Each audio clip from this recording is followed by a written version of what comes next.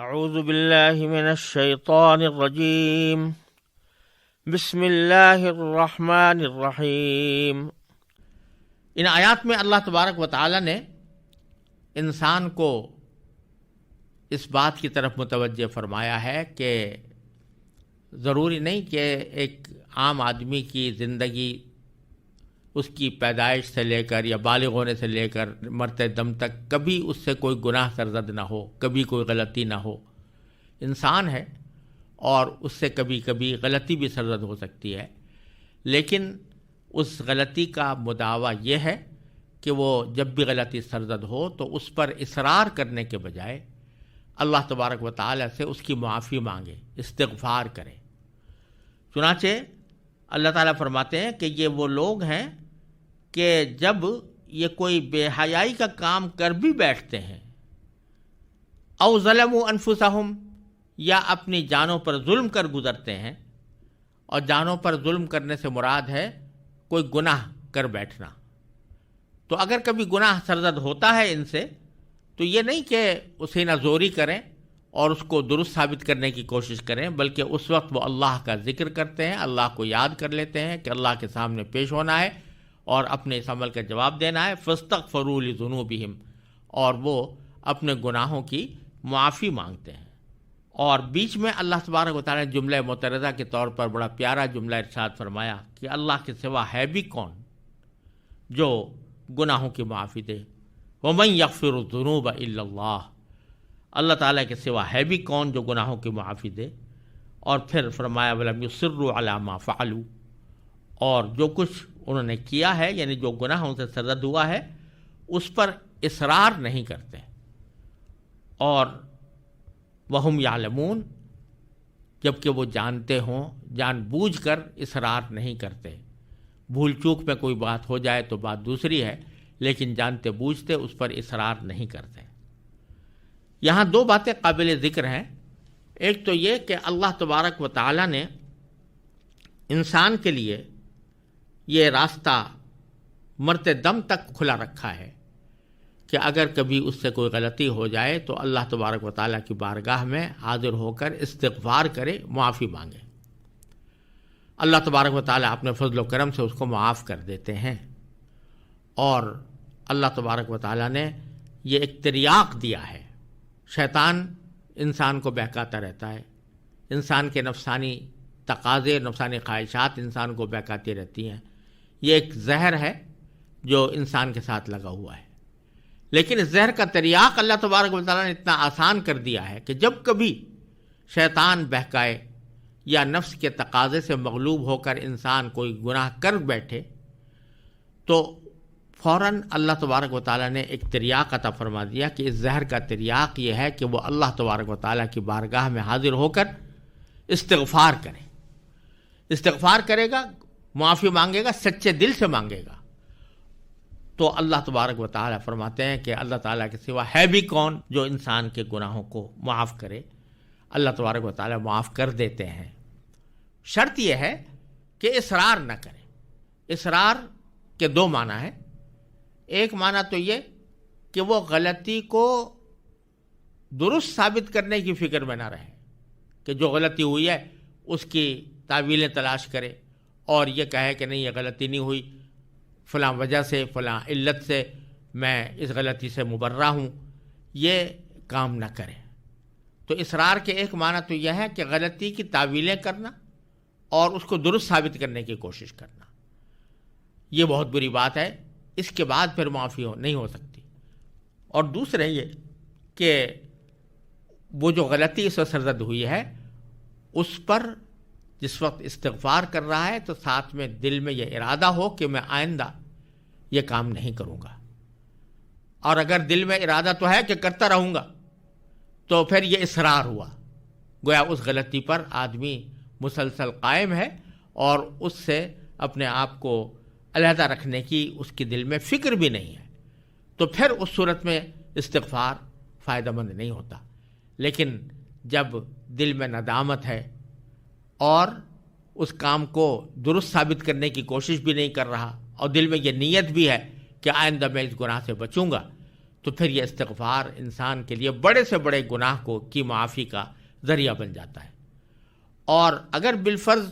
دوبارہ پھر غلطی ہو جائے اور پہلے سے سوچے سمجھے منصوبے کے تحت نہ ہو، بلکہ بے اختیار کسی وقت غلطی ہو گئی یا نادانستگی میں ہو گئی یا کسی وقت پھر مغلوب ہو گیا شیطان اور نفس سے اور پھر مغلوب ہو کر کوئی غلطی کر بیٹھا، تو اس کے بعد پھر استغفار کر لے اور سچے دل سے کر لے تو اللہ تعالیٰ پھر بھی معاف فرما دیتے ہیں۔ تو چنانچہ حدیث میں فرمایا ما اصر من استغفر، جو آدمی استغفار کرے وہ اصرار کرنے والوں میں شمار نہیں ہوتا، جو صحیح معنی میں سچے دل سے استغفار کرے وہ اصرار کرنے والوں میں شمار نہیں ہوتا۔ لہٰذا اگر آدمی سے کبھی غلطی ہو تو فوراً اللہ تعالیٰ کے حضور حاضر ہو کر استغفار کرے اور ساتھ میں یہ ارادہ رکھے کہ میں اس کو چھوڑ بیٹھوں گا۔ یہاں یہ بات بھی قابل ذکر ہے کہ بہت سے گناہ ایسے ہوتے ہیں جن کے گناہ ہونے کا انسان کو احساس بھی نہیں ہوتا۔ اس واسطے آدمی کو چاہیے کہ وہ دن بھر میں اپنے جتنی زندگی گزری ہے، جو کام کیے ہیں، کسی وقت اس پر استغفار کی عادت ڈالے۔ نبی کریم سرورت عالم صلی اللہ علیہ وسلم گناہوں سے معصوم تھے، آپ سے کوئی گناہ سرزد نہیں ہوتا تھا، اس کے باوجود آپ فرماتے ہیں کہ میں دن میں 70 مرتبہ اللہ تعالیٰ سے استغفار کرتا ہوں۔ لہٰذا آدمی کو چاہیے کہ وہ استغفر اللہ تعالیٰ سے معافی مانگنے کا عمل ہر حال میں جاری رکھے، چاہے اس کو اپنا کوئی گناہ نظر نہ آ رہا ہو، لیکن پھر بھی استغفار کرے۔ اور بہتر یہ ہے کہ رات کو سونے سے پہلے آدمی اپنے دن بھر کی مصروفیات کا تصور کر کے اللہ تعالیٰ سے کہ حضور معافی مانگے کہ یا اللہ اگر ان مصروفیات میں کوئی غلطی مجھ سے سرزد ہوئی ہو تو میں آپ سے معافی کا طلبگار ہوں۔ تو اس صورت میں اللہ تبارک و تعالیٰ انشاءاللہ اس کو محفوظ رکھیں گے اور آئندہ بھی گناہوں سے بچنے کی توفیق ہوگی۔ تو اس سے یہ بات بھی سمجھنے کی ہے کہ یہاں اللہ تبارک و تعالیٰ نے یہ استغفار کا جو ذکر فرمایا ہے اس کا اس سیاق میں ذکر فرمایا ہے کہ جو متقیوں کا ذکر آیا ہے پیچھے، کہ متقی وہ ہیں جو خوشحالی میں بھی اور بدحالی میں بھی اللہ تعالیٰ کے راستے میں خرچ کرتے ہیں، انہی کے سیاق میں یہ بھی کہا کہ وہ لوگ ہیں کہ اگر ان سے کبھی کوئی غلطی سرزد ہو جاتی ہے تو پھر وہ استغفار کرتے ہیں، اللہ تعالیٰ سے معافی مانگتے ہیں۔ تو معلوم ہوا کہ جو بندہ استغفار کا خوگر ہو اور غلطی پر معاف کرنے کا خوگر ہو وہ بھی متقیوں کی فہرست میں شامل ہو جاتا ہے، اور باوجود کہ اس سے غلطی سرزد ہوئی تھی لیکن اس نے چونکہ اس کا مداوع کر لیا، استغفار کر کے اس کی تلافی کر دی، تو اب وہ بھی متقیوں کی فہرست میں شامل ہو جاتا ہے۔ پھر آگے اللہ تبارک و تعالیٰ نے ان سب کا جو ثواب ملنا ہے اس کا ذکر فرمایا ہے کہ اولئک جزاؤہم مغفرۃ من ربہم، یہ وہ لوگ ہیں کہ جن کا بدلہ ان کے پروردگار کی طرف سے مغفرت کی صورت میں ان کو ملنے والا ہے۔ وجنات، اور ان کا بدلہ وہ باغات ہیں، وہ جنتیں ہیں کہ تجری من تحتها الانہار، جس کے نیچے سے نہریں بہتی ہوں گی۔ تو صلہ جو اللہ تعالیٰ نے ذکر کیا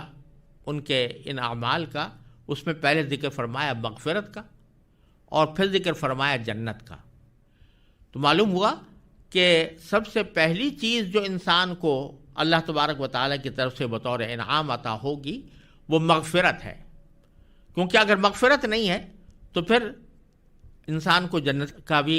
استحقاق نہیں ہو سکتا۔ تو اللہ تعالیٰ پہلے مغفرت فرمائیں گے اور پھر اس کو وہ جنتیں عطا فرمائیں گے جن کے نیچے نہریں بہتی ہوں گی، اور اس میں وہ ہمیشہ رہیں گے خالدین فیہا ونعم اجر العاملین، اور کتنا بہترین بدلہ ہے جو کام کرنے والوں کو وہاں پر ملنا ہے۔ تو بتلا دیا کہ یہ جو پیچھے اعمال بتائے گئے تھے یہ کام کرنے والے اللہ تبارک و تعالیٰ کی طرف سے بہترین بدلے کے مستحق ہوں گے۔ آگے پھر اللہ تبارک و تعالیٰ نے ان لوگوں کا بھی ذکر فرما دیا کہ جنہوں نے غفلت کے عالم میں اپنی زندگی گزاری اور پیغمبر کی دی ہوئی ہدایتوں کو قبول کرنے کے بجائے ان کو جھٹلایا، تو فرمایا کہ قد خلت من قبلکم سنن، تم سے پہلے بہت سے واقعات گزر چکے ہیں، فسیروا فی الارض، تو اب تم زمین میں چل پھر کر دیکھ لو، فانظروا دیکھو کہ کیف کان عاقبۃ المکذبین کہ جنہوں نے پیغمبروں کو جھٹلایا تھا ان کا انجام کیسا ہوا۔ اس سے اشارہ ان قوموں کی طرف ہے کہ جنہوں نے پیغمبروں کو جھٹلایا اور اس کے نتیجے میں ان پر اللہ تعالیٰ کی طرف سے عام عذاب نازل ہوا، جیسے عاد کی قوم تھی یا ثمود کی قوم تھی، جن کا ذکر قرآن کریم میں متعدد مقامات پر آیا ہے اور انشاءاللہ آگے آئے گا۔ تو وہاں ان کی تباہی کے اثرات ابھی تک موجود تھے اور بعض جگہ اب بھی موجود ہیں۔ تو فرما رہے ہیں کہ جب تم زمین میں چل پھر کر دیکھو گے تو پتہ چلے گا کہ ان کا کیا انجام ہوا، کس طرح ان کو تباہ و برباد کیا گیا۔ اس لیے اس بات سے ڈرو کہ اللہ تعالیٰ کا عذاب تمہارے اوپر نازل ہو، اور اللہ تعالیٰ کے ان احکام کی پیروی کرو جن کا پیچھے ذکر کیا گیا ہے۔ فرمایا ھذا بیان للناس، یہ تمام لوگوں کے لیے واضح اعلان ہے، وہدن اور ہدایت ہے، وموعظۃ اور نصیحت ہے، للمتقین متقیوں کے لیے، یعنی پرہیزگاروں کے لیے جو اللہ تعالیٰ سے ڈرنے والے ہیں۔ اللہ تبارک و تعالیٰ ان احکام پر ہم سب کو عمل کی توفیق عطا فرمائے۔